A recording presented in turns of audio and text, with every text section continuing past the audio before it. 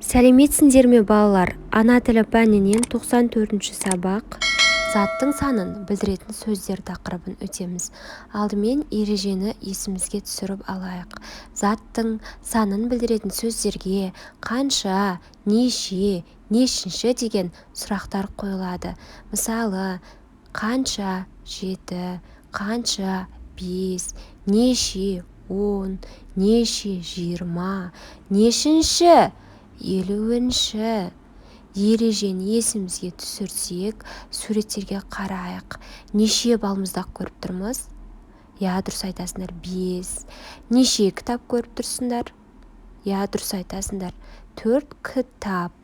Келесі, неше қарындаш көріп тұрсыңдар? Дұрыс айтасыңдар, 5 қарындаш. Керемет. Енді оқушылар бірінші жаттығуға қарайық. Бірінші жаттығу. Мәтінді түсініп оқы. Жақсылық Үшкемпіров, Дәулет Тұрлыханов, Ақжүрек Таңатаров атақты палуандар.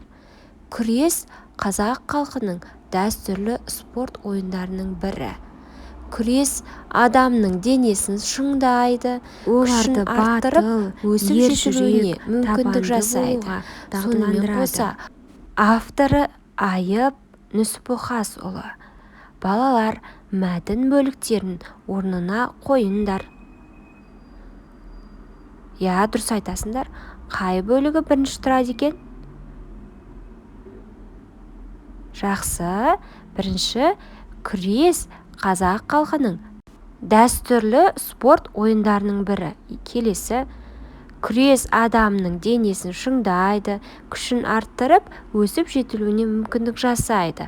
Сонымен қоса, оларды батыл, ержүрек, табанды болуға дағдыландырады.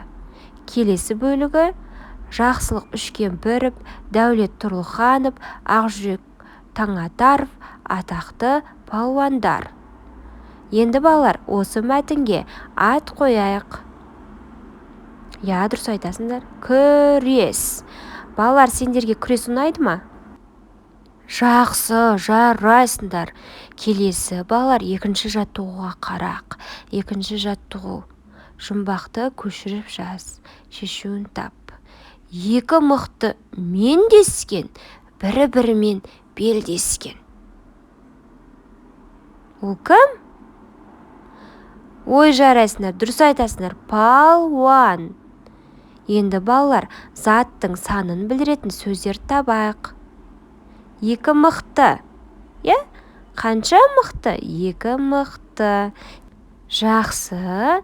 Яғни екі және мықты сөздері бір-бірімен байланысып тұр.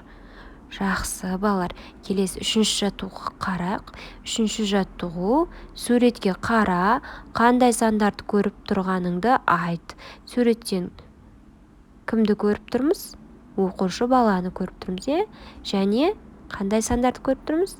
3, 2, 4, 5 деген сандарды көріп тұрмыз. Енді осы сандарға байланысты сөйлем құрайық. Жақсы. Жарайсыңдар. Менің 3 досым бар. 3 санына құрасақ болады. Келесі, мен 2 лақ ертегісін оқыдым. Келесі сөйлем, 1 жылда 4 мезгіл бар. Келесі, менің ағам 5-ші сыныпта оқиды. Жақсы балалар. Жарайсыңдар. Осымен біздің сабағымыз аяқталды. Каналға жазылып, лайк басып, комментария қалдыруды ұмытпаймыз. Сау болыңдар.